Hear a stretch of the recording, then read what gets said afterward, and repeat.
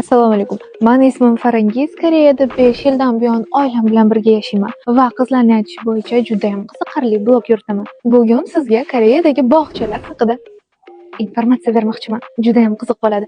Yuringchani bosib qo'yavering. Demak, boshladik.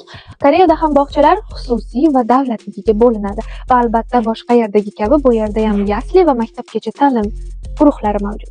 Endi eng qiziq joyini eshiting. Bu yerdagi bog'chalarga birinchi oydan qabul qilishlari mumkin. Tasavvur qilyapsizmi?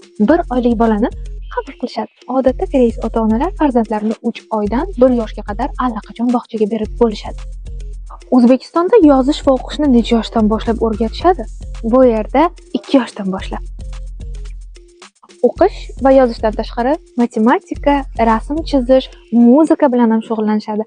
Albatta, chet tillarni o'zlashtirish ham aynan bog'chadan boshlanadi. Yana bir muhim gapni esimdan chiqaribman. Bu yerda har bitta bog'cha opa 3 tadan bolalarga qaraydi. Masalan, biz tanlagan bog'chada faqatgina meni 2 o'g'limga bir qarovchi qaraydi.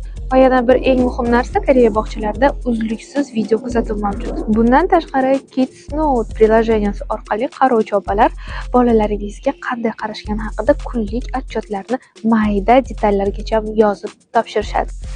Koreya haqida videolar yana ham ko'proq davom etishini xohlasangiz bitta yuringchi bosib qo'ying. Katta rahmat!